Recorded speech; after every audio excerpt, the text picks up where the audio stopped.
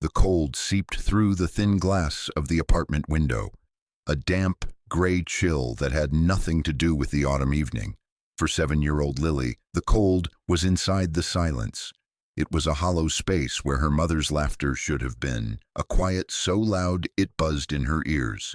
The clock on the microwave blinked 7:13 p.m. Her mom, Sarah, was never this late. Never. Her shift at the diner ended at 5, and even with the bus, she was always home by 6, her tired smile the warmest thing in their small world. Lily sat on the floor, wrapped in the worn afghan her grandmother had made years ago. It smelled faintly of her mom's perfume and fabric softener, a scent that was fading with every passing hour. She had her knees pulled to her chest, her chin resting on them as she stared at the front door. The door was thin, the wood flimsy around the cheap brass lock.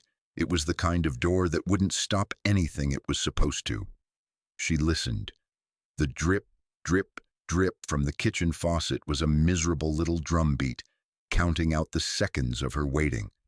The hum of the old refrigerator was a low, constant moan. Outside, the city sighed and rumbled, but inside apartment 2B, the world had stopped. She had tried calling, just like her mom had taught her. She dragged the little step stool to the counter and carefully punched in the numbers on her mom's old flip phone, the one they kept for emergencies. It rang and rang, a shrill, unanswered plea, until a robotic voice told her the subscriber was unavailable.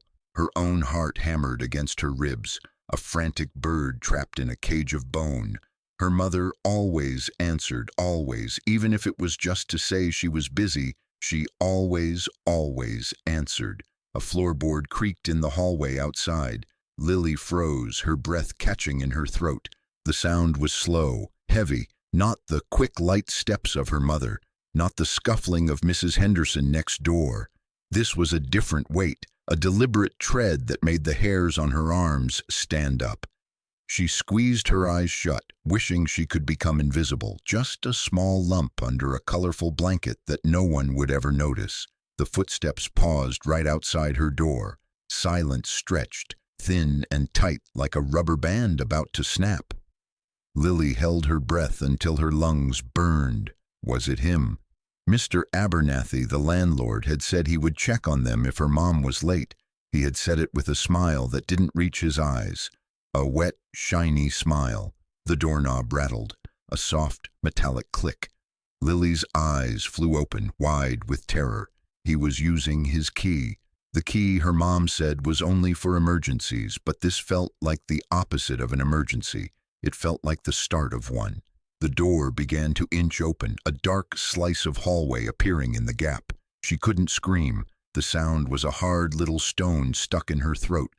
All she could do was watch, her small body rigid with a fear so pure and absolute it felt like ice, water flooding her veins.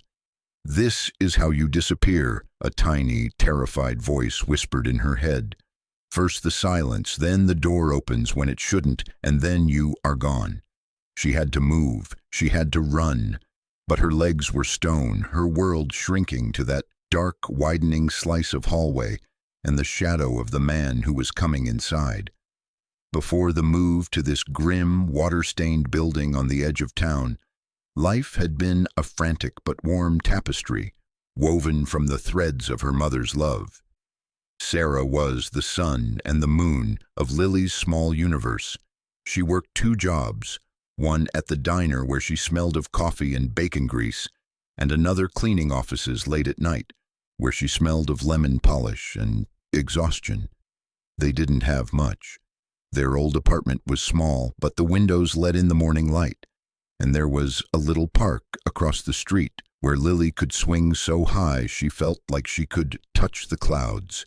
Her father was a ghost, a faded photograph on the mantelpiece, and a story of a man who went to find himself and never came back. Lily didn't miss him because it was impossible to miss a memory that wasn't hers. Her mom was enough. She was everything. But then Sarah's hours at the diner were cut, and the rent on the sunny apartment went up, and suddenly their carefully balanced world began to tilt. The worry lines around Sarah's eyes deepened. She started looking at Lily with a kind of quiet desperation that scared the little girl more than any monster under the bed. That was when they found Mr. Abernathy's building. The rent was cheap, impossibly so. A helping hand for a single mom, he'd said, his voice smooth and syrupy. He called himself a pillar of the community, a man who believed in giving people a chance. He patted Lily's head, and his hand felt cool and damp, like a stone from the bottom of a well. From the very beginning, something about him felt wrong. It was a feeling Lily couldn't name, a low hum of unease beneath her skin. He was always there, sweeping the front steps when Sarah left for work, trimming the sad, patchy bushes when Lily came home from school.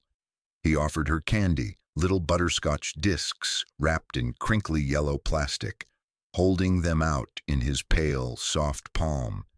Her mother told her to be polite, to say thank you to the kind man who was giving them a home they could afford. But Lily would only shake her head, hiding behind her mother's legs. The way he watched her felt like being measured for a box. There was the incident with the lock 2 weeks after they moved in. The deadbolt was sticking, and Sarah, ever practical, mentioned it to him in passing. Mr. Abernathy was at their door within the hour, toolbox in hand. "Can't have my favorite tenants feeling unsafe," he'd chirped.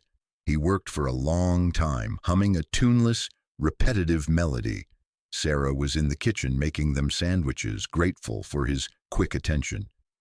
Lily sat on the floor, coloring, pretending to be absorbed in her drawing of a princess in a tall tower. But she watched him from the corner of her eye. She saw how his gaze drifted from the lock, sweeping over their small collection of possessions, lingering on the photograph of her and her mom, his smile tightening for just a second. When he was done, he tested the key, the new key he had made for himself. "A master key for emergencies," he explained. He held it up, letting it catch the light. "You and your mom are safe now." But the words felt like a lie. After he left, the apartment felt different. It felt like his space, not theirs. That night, Lily noticed the floorboard under her bed was loose. When she'd pointed it out, her mom had sighed, too tired to be concerned. "I'll ask him to fix it tomorrow," she'd said. Mr. Abernathy had fixed it the next day, kneeling in Lily's small room for almost an hour, tapping gently with his hammer, his presence filling the space until Lily felt she couldn't breathe. He told her it was their little secret, how he had to reinforce the joist underneath. He knew the secrets of their home now. He knew its weaknesses. He knew where she slept. Lily started pushing her little dresser in front of her door at night. When her mom asked why, she just said she was playing. She was learning to be quiet about her fears, because her mother was carrying too many already. The rumble started as a low vibration in the soles of Lily's sneakers, a deep-throated growl that grew steadily louder until it resonated in her chest. For a moment she thought it was the sound of the world ending. Then she saw them. A line of motorcycles, chrome and steel gleaming under the sickly orange streetlights, pulled up to the curb across from her building. They were big, loud, and terrifying. The men who rode them were just as imposing, dressed in worn leather vests covered in patches that looked like cryptic symbols. They moved with a slow, deliberate economy, swinging their legs over their machines and planting their heavy boots on the asphalt with a solid thud. They looked like an army, a tribe from a different, harder world. This was the clubhouse of the Iron Ravens Motorcycle Club. It wasn't the den of chaos and vice that people imagined. From the outside, it was just a nondescript brick garage, its windows painted black. But inside, it was a sanctuary of order. Tools hung in perfect alignment on pegboard walls. The concrete floor was swept clean of all but the most stubborn oil stains. The scent of gasoline, leather, and strong coffee hung in the air. This was a place of discipline. At the center of this quiet storm was Deacon, He was the club's president, a man in his late 40s with a face that looked like it had been carved from granite and left out in the wind. His eyes, a pale, piercing blue, saw everything. He moved with the coiled stillness of a predator, but his hands, when he worked on the intricate engine of his Harley, were steady and precise. Deacon had been a soldier once, a lifetime ago. He'd seen what happened when good people did nothing, and he'd sworn an oath to himself, more sacred than any he'd ever sworn to a flag, that he would never stand by and watch the innocent suffer again. His past was a ghost that rode on his shoulder, a constant reminder of the cost of inaction. Beside him, cleaning a set of spark plugs with a clean rag, was Doc. He was leaner than the others, with wire-rimmed glasses perched on his nose and a mind that was always 3 steps ahead. Before he'd traded a briefcase for a wrench, Doc had been a paralegal, a cog in a legal machine he'd grown to despise. He saw how justice could be bought, sold, and twisted to serve the powerful. He'd walked away from that world, but he'd brought its knowledge with him. He knew the language of laws and loopholes, and he knew how to make the system work when it was pointed in the right direction. He was the club's strategist, their shield against a world that often misunderstood them. And then there was Bear. He was a mountain of a man, with a long braided beard and arms as thick as tree limbs. His sheer size was intimidating, but his movements were surprisingly gentle. He was the club's enforcer, but his true strength lay in his quiet, unwavering loyalty. Bear rarely spoke, preferring to listen. He had a daughter, a bright, happy teenager, who was the center of his world. He saw her face in every child he met, and it fueled a protective instinct so fierce it was almost a physical force. He knew what it was to be judged on appearance, to be seen as a monster, and it had made him profoundly empathetic to the small and the overlooked. Their brotherhood was not one of blood, but of shared code. They were men who had been broken by the world in different ways, and had rebuilt themselves together, bound by loyalty and a simple, uncompromising creed. You protect the vulnerable. You stand for those who cannot stand for themselves. You answer when a child cries for help. They were finishing their weekly maintenance check, a ritual of cleaning and tuning their bikes, when the silence of the evening was pierced by a sound that made every one of them go still. It was the sound of a child's desperate, ragged sob, a sound that cut through the night and straight to the core of their code. The shadow in the doorway was Mr. Abernathy. Lily scrambled backward on her hands and feet, the worn Afghan tangling around her legs. He stepped inside, closing the door softly behind him, plunging the room into the dim twilight of the streetlights filtering through the window. "Lily, Lily," he cooed, his voice a thick, sweet poison.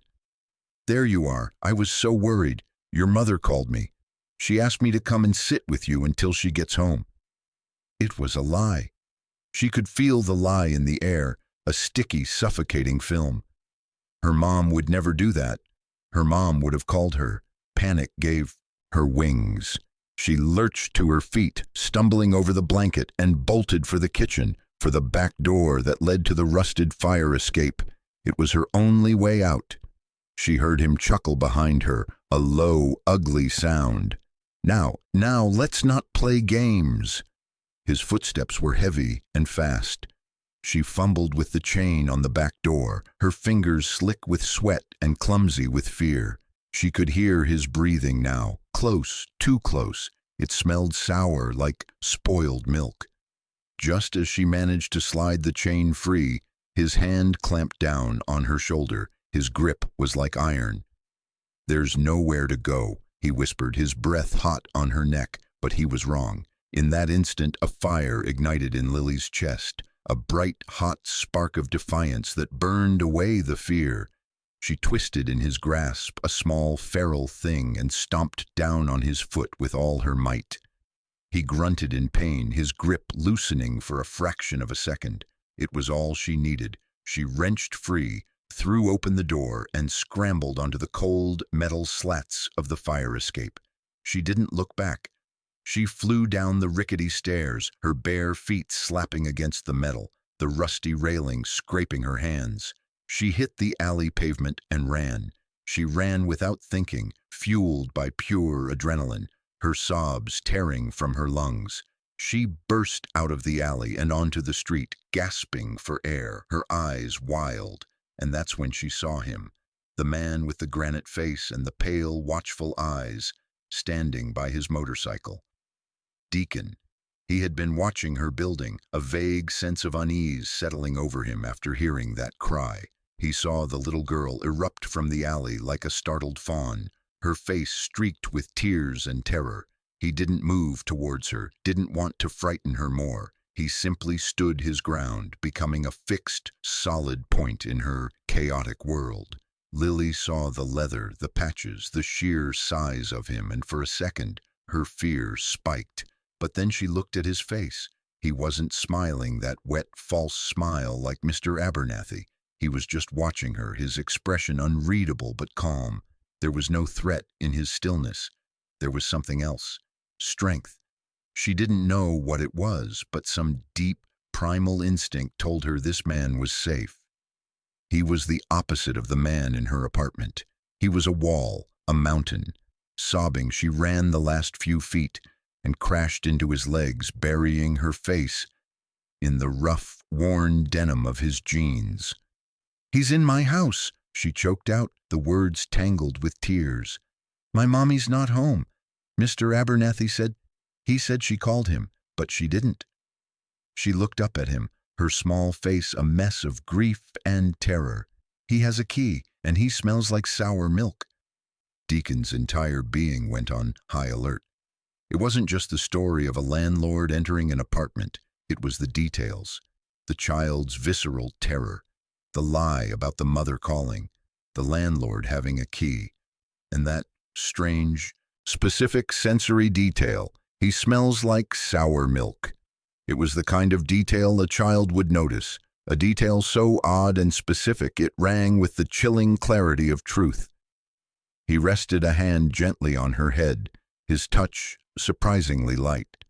His gaze lifted from the trembling child to the dark windows of apartment 2B. The game had just changed. Doc and Bear had already moved to his side, their faces grim. They had heard it all. Without a word, a decision was made. They were not leaving, not until this was finished. Deacon knelt, bringing himself down to Lily's eye level. It was a simple gesture, but it shifted the balance of power. It told her she was seen, that he was listening. "What's your name?" he asked, his voice a low, steady rumble. "Lily," she whispered. "Okay, Lily, we're going to stand with you," he said. He didn't make grand promises. He didn't say everything would be okay. He just offered his presence, a solid, unshakable fact. He stood up and nodded to Doc and Bear. The three of them formed a loose triangle around the little girl, a silent, leather-clad fortress. They walked with her back to the front of the building, not to the door of her apartment, but to the sidewalk directly in front of the main entrance. They waited. They didn't have to wait long. The front door of the building opened and Mr. Abernathy stepped out, blinking in the streetlight. He had composed himself. His hair was neat. His shirt was tucked in. He had his mask of neighborly concern firmly in place. When he saw Lily huddled between the three large men, the mask flickered. For a split second, a flash of cold fury crossed his face before it was replaced by a look of solicitous worry. "Oh, thank heavens! Lily, you gave me such a scare!" he exclaimed, taking a step toward them. Bear shifted his weight, a subtle movement that made Abernathy halt in his tracks. "You shouldn't be running off and bothering these gentlemen." He gestured vaguely at the bikers, his tone dripping with condescension, designed to paint them as the villains. Deacon didn't rise to the bait. His gaze was flat and cold. The little girl was scared, he stated, not as an accusation but as a simple fact. Abernathy forced a laugh. Of course she was, poor thing. Her mother is running unusually late and her imagination is running wild. I was just checking on her as Sarah asked me to. She said her mother didn't call you, Doc said, his voice calm and analytical. He had a way of speaking that stripped all emotion from a situation, leaving only the stark facts. Abernathy's smile tightened. Well, she's a child. She must have misunderstood. Sarah called me from a friend's phone. Her own battery must have died. She was very clear. Check on Lily, she said. He was a practiced liar, his story smooth and plausible, but he was sweating. A single tiny bead of moisture traced a path from his temple down his cheek. He kept wiping his palms on his trousers. Why do you have a key to their apartment? Deacon asked, his voice still quiet, yet it cut through Abernathy's bluster like a razor. I'm the landlord, Abernathy sputtered, his composure starting to fray. I hold a master key for all the units, for emergencies, a burst pipe, a fire. It's standard procedure. It's for their own safety. This wasn't a burst pipe, Bear rumbled, his voice a low growl that seemed to vibrate in the pavement. It was the first time he had spoken, and the sound made Abernathy flinch. I was concerned. I am a responsible property owner. I am a pillar of this community, he blustered, his voice rising in pitch. He tried to take another step toward Lily. Come on, dear. Let's get you inside where it's warm. These men are frightening you. Lily shrank back, pressing herself against Deacon's leg. No, she whispered, her voice small but firm. I don't want to go with you. That was it. The child's fear was the only truth that mattered in that moment. Deacon held Abernathy's gaze. He didn't threaten him. He didn't raise his voice. He simply stood there, an unmovable object, his silence a more potent accusation than any shout. The power had shifted. Mr. Abernathy, the pillar of the community, was trapped in the cold, unwavering spotlight of their attention, and his carefully constructed facade was beginning to crumble into dust. Deacon never broke eye contact with the sweating landlord. He trusted the cold knot in his gut, the same instinct that had kept him alive in places far more dangerous than this quiet street. He trusted Lily's terror. He gave a slight, almost imperceptible nod to Doc. Understanding passed between them without a word. Doc pulled out his phone, his fingers moving quickly over the screen. He didn't call 911. A panic call about bikers and a landlord would be low priority, easily dismissed.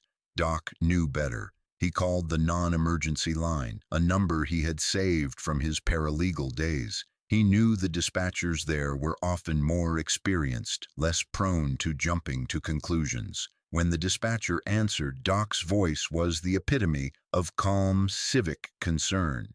Hello, I'd like to request a welfare check at 415 Easton Drive, apartment 2B. The resident is a single mother, Sarah Miller. Her 7-year-old daughter is outside, alone and distressed. The mother is several hours late from work and is not answering her phone. The building landlord has let himself into her apartment and is giving conflicting stories.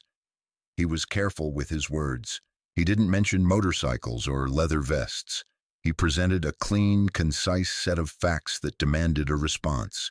He gave his name, a deliberately bland Robert Johnson, and ended the call. Within 10 minutes, a squad car rolled to a stop at the curb, its lights off. 2 officers got out, their expressions tired and wary.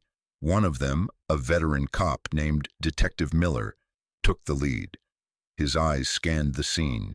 The 3 imposing bikers, the small, tear-streaked child, and the well-dressed man who was now radiating an aura of aggrieved respectability. What's going on here? Miller asked, his voice heavy with the cynicism of a man who'd seen it all. Abernathy immediately seized the opportunity. Thank God you're here, officer. These men were intimidating this poor child. I was simply trying to look after her until her mother returned. Miller looked at Deacon. And you are? We were passing by. The girl ran to us for help. Deacon said simply. She said this man was in her apartment and he wasn't supposed to be. Miller knelt down, just as Deacon had. His face softened as he looked at Lily. "Hey there, I'm Detective Miller. Can you tell me what happened?" Lily looked from the detective to Deacon, who gave her a small, reassuring nod. She took a breath and spoke, her voice trembling but clear. "My mommy didn't come home. Mr. Abernathy came in our house. He used his key. He said Mommy called him, but she didn't." "How do you know she didn't?" Miller asked gently. "'Cause Mommy has a secret phone for just me," Lily explained. "She hides it. He doesn't know about it." She paused, then added the detail that would change everything. "And he knows about the loose board. My real mommy hides her good phone under the loose floorboard in her closet. Mr. Abernathy fixed that board last week. He knows where it is." The air grew thick and still. A landlord knowing about a loose floorboard was one thing. A child connecting that knowledge to her mother's hidden phone was another. It was a detail too specific, too intricate for a terrified child to invent. Miller's expression shifted from weary skepticism to sharp focus. He looked at Abernathy, whose face had gone pale. "Sir, I'm going to need you to wait here." He spoke into his radio, requesting a warrant and a forensics team. He then called social services and asked them to contact Lily's school. Soon, a woman with kind eyes and a gentle voice arrived. It was Ms. Albright, Lily's first-grade teacher. Social services had her listed as an emergency contact. She rushed to Lily, wrapping her in a hug. "Oh, Lily Bug, I was so worried." She looked at the bikers, then at the police, her expression confused but her priority clear. She held Lily close, murmuring words of comfort. When Miller asked her about Sarah, Ms. Albright's brow furrowed. "Sarah is the most reliable mother I know. She's never, ever late without calling. In fact," she added, her voice dropping, "she mentioned to me at pickup last week that she was feeling uncomfortable. She said her landlord, Mr. Abernathy, was being a little too neighborly. She was thinking of moving." The gears of the official investigation were now grinding into motion, powered by the undeniable truth of a child's testimony and the corroboration of a trusted teacher. The silent vigil of the Iron Ravens had held the space long enough for the truth to find a foothold. The flashing blue and red lights painted the drab apartment, building in stark, pulsing colors, transforming the quiet street into a stage. The investigation escalated quickly. Armed with a warrant, Detective Miller and his team entered apartment 2B. The place was neat, almost unnaturally so. There were no signs of a struggle. But when they pulled back the rug in Sarah's closet and lifted the loose floorboard Lily had told them about, they found the space empty. The phone was gone. But something else was there.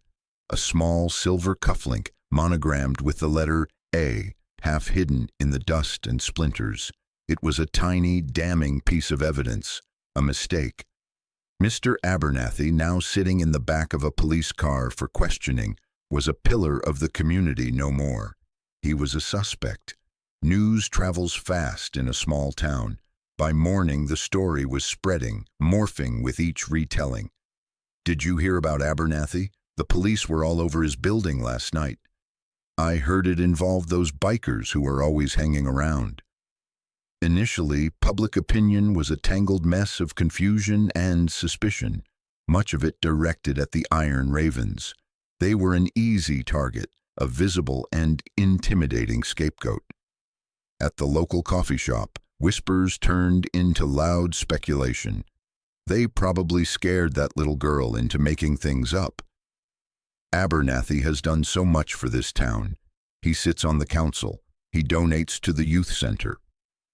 People defended the man they thought they knew, the man who smiled at parades and sponsored the Little League team.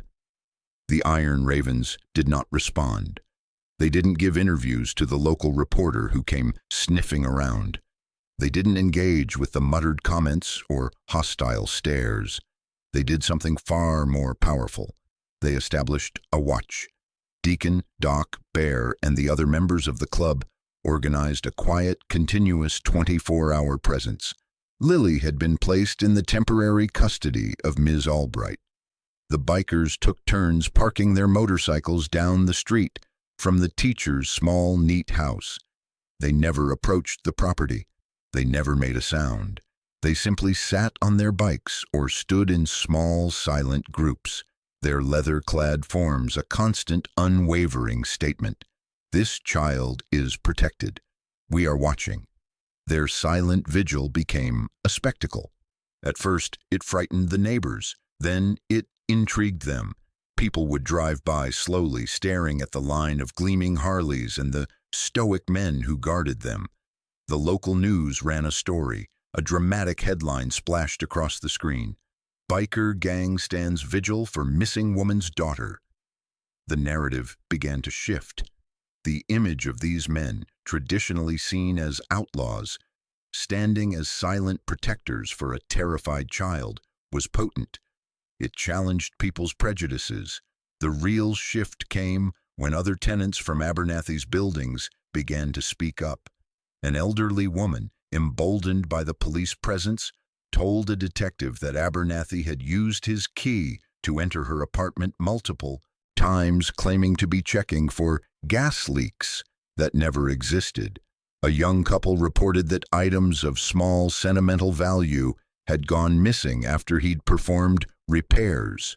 Story after story emerged, painting a picture not of a benevolent landlord, but of a predator who used his position of power to violate the privacy and safety of his most vulnerable tenants. The whispers in the coffee shop changed. Skepticism about Abernathy grew. People started looking at the silent bikers on the corner not as a threat, but as the only ones who had listened to a child when it mattered most.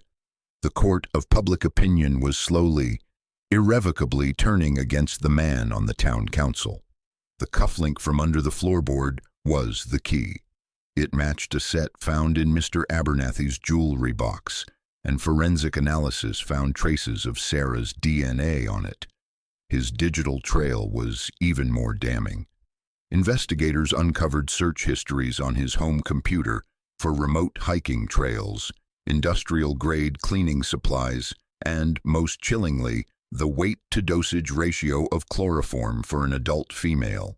His meticulously crafted alibi, which involved being at a late-night council planning meeting, fell apart when security footage from a gas station miles away, near a desolate state park, captured his car on the night Sarah disappeared. The mask was gone. Beneath it was a monster of terrifying precision and arrogance. Abernathy was arrested and charged with kidnapping and murder. The news sent a shockwave through the town. The man they had trusted, the man who judged the floats in the Founders' Day parade, was a killer. The discovery of Sarah's body in a shallow grave in the state park he had researched turned the town's shock into a collective, grieving wound. She had been a quiet, hard-working mother, and he had stolen her from her child. The legal proceedings were slow and arduous. The prosecutor, a sharp, no-nonsense woman named Maria Fuentes, built her case brick by brick. The centerpiece of it, she knew, would be the testimony of the only witness, Lily. The defense would try to paint her as an unreliable child, traumatized and easily influenced. Preparing Lily to testify was a delicate process, handled by child psychologists and victim advocates. Through it all, the Iron Ravens remained her silent guardians. On the days she had to meet with the lawyers or the psychologists, two of them would be there, waiting in the lobby. They never came into the rooms. They never offered advice. But when she walked out, pale and drained, the sight of Bear's massive, reassuring presence or Deacon's steady gaze was an anchor. They were her constant, the one thing in her collapsing world that held firm. The day of her testimony, the courthouse was a media circus. Abernathy sat at the defendant's table, looking thin and pale in a suit that seemed too big for him.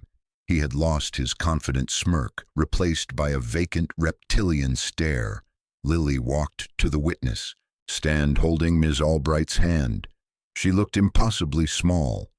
Fuentes approached her gently. "Lily, can you tell the ladies and gentlemen of the jury about the night your mommy didn't come home?" In a small, clear voice that carried through the wrapped courtroom, Lily told her story. She didn't cry. She didn't stumble. She spoke with the simple, unadorned honesty that only a child possesses. She talked about the clock, the silence, the sound of the footsteps in the hall.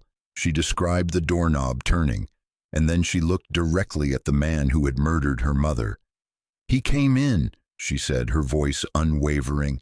"He told me my mommy called him, but my mommy would never do that, and he smelled bad. He smelled like sour milk." In that moment, every person in the jury box believed her. Her truth was more powerful than any legal maneuvering, more resonant than any piece of forensic evidence. It was pure and absolute. The verdict came 2 days later. Guilty, on all counts. As the word was spoken, a collective sigh of relief and sorrow swept through the courtroom. Abernathy's face remained a blank mask, but his eyes for just a moment burned with a cold, impotent rage. Justice, wrenching and imperfect, had been served. As Lily left the courthouse, flanked by Ms. Albright and Detective Miller, she saw them across the street. The Iron Ravens. They sat on their bikes, engines silent. Deacon caught her eye and gave a single, slow nod. It was a nod of respect, a promise kept. The conviction of Martin Abernathy was not an end. It was a beginning. The trial had peeled back the veneer of safety in the town of Northwood, revealing a rot that had been allowed to fester in plain sight. The stories that had emerged from his other tenants, the illegal entries, the veiled threats, the atmosphere of intimidation, could no longer be ignored. It became clear that Abernathy was not an anomaly. He was a symptom of a system that failed to protect its most vulnerable renters. This realization sparked a movement. It started small, with a handful of tenants meeting in the basement of a local church, sharing their stories and their fears. Ms. Albright, forever changed by what had happened to Lily and Sarah, became one of its fiercest advocates. She was no longer just a first-grade teacher. She was a community organizer, channeling her grief into action. The group, calling themselves the Northwood Tenants Union, began to petition the city council, the very body on which Abernathy had so proudly served. They demanded change. Their timing was perfect. The town was reeling, its conscience pricked. The city council, deeply embarrassed by the scandal, was under immense pressure to act. The tenants' union, with legal guidance from a pro bono lawyer Doc had found through his old network, drafted a new set of housing ordinances. They proposed mandatory background checks for landlords who owned more than 3 properties, strict regulations limiting a landlord's right to entry, and the establishment of an independent ombudsman's office to investigate tenant complaints. They called it Sarah's Law. The proposal faced resistance from other property owners who decried it as government overreach. But the public tide had turned. The image of Lily on the witness stand was burned into the town's collective memory. The silent, protective vigil of the Iron Ravens had become a local legend, a symbol of a community stepping up where its institutions had failed.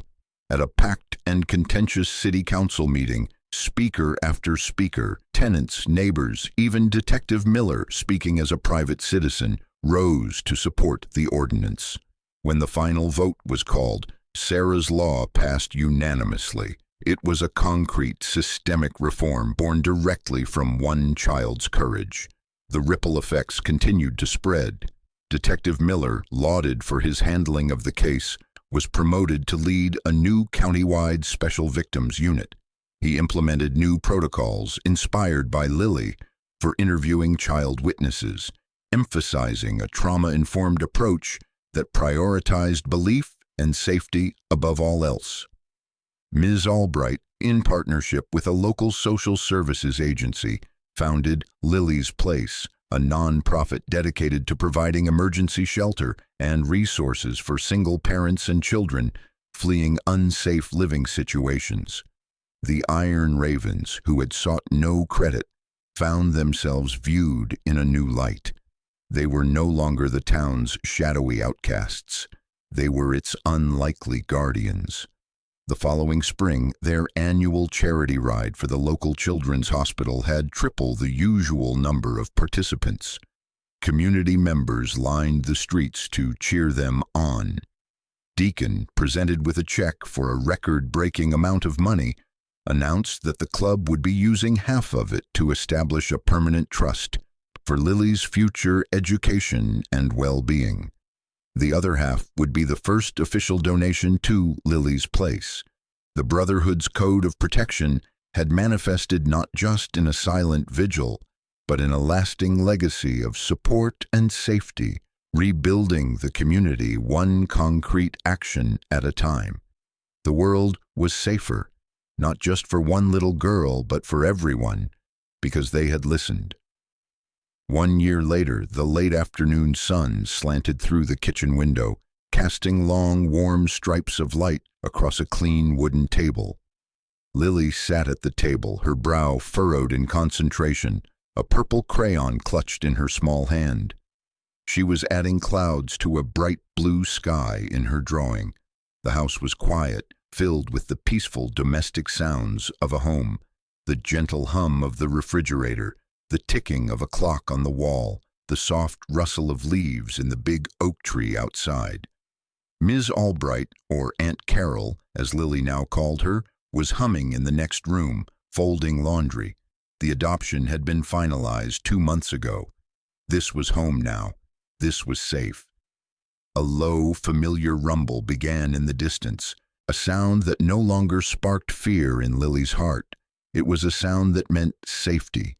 It grew steadily closer, the distinct, syncopated rhythm of several V-twin engines.